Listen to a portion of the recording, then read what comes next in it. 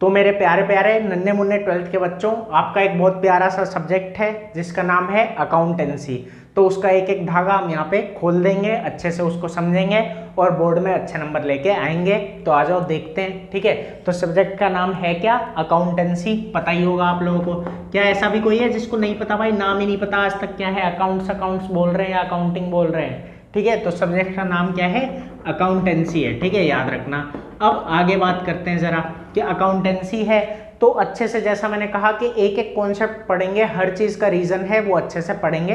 लेकिन आज कुछ नहीं पढ़ाऊंगा, ठीक है, अगली वीडियो से पढ़ना चालू करेंगे। आज रिवाइज करवाऊंगा कि पढ़ क्या क्या चुके हो एक तो, और ये बताऊंगा कि आगे क्या पढ़ोगे, ठीक है। पढ़ाऊंगा नहीं, बस ये बताऊंगा कि क्या पढ़ना है और क्या पढ़ चुके हैं, ठीक है। तो आ जाओ देखते हैं जरा।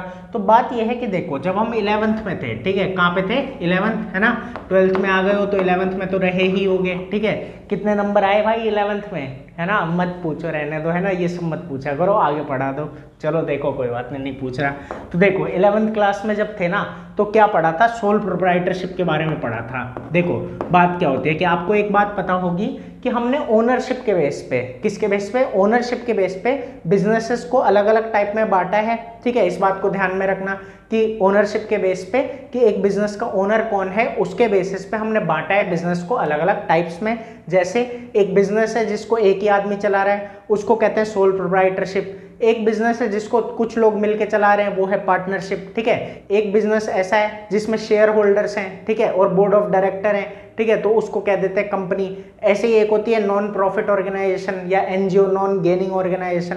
तो ये सब हम पढ़ चुके हैं, ठीक है, ये सब आपको पता भी है। तो बात ये है कि जब हम 11th में थे, ठीक है, तो 11th में हमने अकाउंटिंग पढ़ी या अकाउंटेंसी पढ़ी, किससे रिलेटेड? सोल प्रोप्राइटर से रिलेटेड, ठीक है। 11th में हमें यही पढ़ाया जाता है कि सोल प्रोप्राइटर के अकाउंट कैसे बनते हैं, उनका कैसे यूज होता है और क्या क्या हम करते हैं, ठीक है। तो ये चीज हम 11th में पढ़ के आए हुए हैं। अब बात आती है 12th क्लास की कि 12th में हम क्या पढ़ेंगे, ठीक है।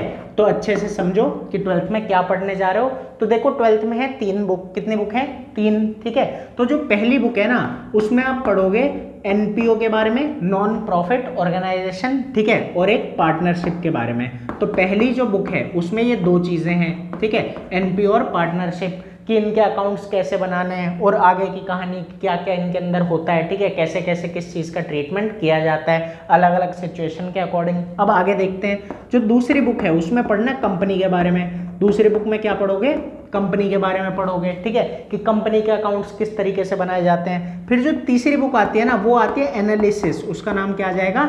एनालिसिस, कि ये जो भी हमने अकाउंट बनाए हैं उनको हम एनालाइज करना सीखेंगे कि बना तो लिए, अब इनको इंटरप्रेट करना है, इनका कुछ मतलब भी तो निकलेगा कि अगर ये चीज़ ऐसे है तो क्या मतलब है, ये चीज़ ऐसे है तो क्या मतलब है, ठीक है। कंपेयर करना पड़ता है, देखना पड़ता है, तो उसी को क्या कहा जाता है? एनालिसिस कहा जाता है। और यही हम तीसरी बुक में सीखेंगे। तो यहाँ तक हम बनाना सीखते हैं, दूसरी बुक तक हम क्या सीखते हैं? बनाना, ठीक है। और उसके बाद क्या सीखते हैं यहाँ तीसरी बुक में? एनालिसिस। तो ये बहुत इंपॉर्टेंट बुक है, ठीक है, और अच्छे से इसको सीखना, ठीक है, और अच्छे से यहाँ पे सब कुछ याद हो जाएगा। मुझे बस मन लगा के सुनते रहो, हर एक धागा खुल जाएगा, ठीक है। क्योंकि बात यही है, अकाउंटेंसी ना सब्जेक्ट ही ऐसा है, इसमें हर एक चीज का रीजन और लॉजिक है, ठीक है। विदाउट रीजन कुछ मतलब मिलेगा ही नहीं, ऐसा कुछ रटने वाला है ही नहीं इसमें। तो अच्छे से समझो, सुनो और आगे बढ़ो, ठीक है। अब बात आती है यहाँ पे कि जो हमने 11th में पढ़ा सोल प्रोप्राइटरशिप, उसमें पढ़ा क्या क्या, ठीक है। तो चैप्टर तो वैसे बहुत सारे थे, लेकिन मेन चीजें देखो क्या थी। तो मेन चीज ना सबसे पहले होती है जर्नल। क्या आता है? जर्नल, कि हम जर्नल बनाते हैं, ठीक है। फिर उसके बाद याद रखना लेजर। जर्नल के बाद क्या आता है? लेजर आता है। फिर उसके बाद क्या आता है? फिर उसके बाद हमारा आता है, याद रखना, ट्रायल बैलेंस, ठीक है, कि हमने पहले जर्नल बनाया, फिर लेजर, फिर उसके बाद हमारा क्या आया? Trial balance. बोला ना कि जितने भी और चैप्टर हैं वो इसी के इधर उधर घूमते हैं, ठीक है, यही बनाने में हमें मदद करते हैं और इन्हीं की वजह से हम उन्हें सीखते हैं, ठीक है। तो देखो आगे, तो बात यह है कि ट्रायल बैलेंस है। अब उसके आगे बढ़ते हैं, ठीक है। तो आता है हमारा प्रिपरेशन ऑफ फाइनल अकाउंट्स। क्या आता है? प्रिपरेशन ऑफ फाइनल अकाउंट, कि हम क्या सीखते हैं? फाइनल अकाउंट्स बनाना सीखते हैं। तो ये सब हमने सोल प्रोप्राइटर का सीखा, तो एक ही ओनर है जिस बिजनेस का, उसका कैसे करते हैं। अब बात आती है इसके अंदर भी 3 चीजें, क्या क्या आता है? देखो ट्रेडिंग अकाउंट पढ़ा होगा, एक क्या था हमारा? ट्रेडिंग। फिर क्या था हमारा? P&L अकाउंट, ठीक है, जिसको प्रॉफिट एंड लॉस अकाउंट बोला जाता है, प्रॉफिट एंड लॉस अकाउंट। और उसके बाद एक आखिरी में आती है हमारी बैलेंस शीट, ठीक है। बैलेंस शीट भी हमने बनानी सीखी थी अच्छे से, कि बैलेंस शीट कैसे बनाते हैं, क्या करते हैं। तो यही मेन चीज़ें थी जो हमने सीखी थी, बाकी सब चीज़ें इधर उधर नहीं के घूम रही है।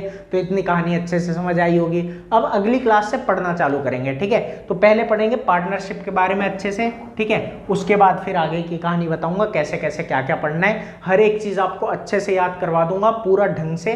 बस एक बात का ध्यान रखना है कि अपनी राइटिंग स्पीड को तेज करना है, ठीक है। जितना प्रैक्टिस करोगे ना, ये पेपर ऐसा ही है, ठीक है, कि आता तो सब कुछ होगा लेकिन अगर स्पीड कम है तो पेपर छूटने के चांसेस बहुत ज्यादा होते हैं। तो अच्छे से पढ़ो, सीखो, प्रैक्टिस करो खूब, ठीक है। सिखाने की गारंटी मेरी, सीख सब कुछ जाओगे, एक भी ऐसी चीज नहीं होगी जो आप सीखोगे नहीं। बस बात यही है कि लिखना, अपनी स्पीड को तेज कर लेना बस। तो फिर मिलेंगे अगली वीडियो में जो इससे ज्यादा मजेदार होगी। अभी के लिए इतना ही।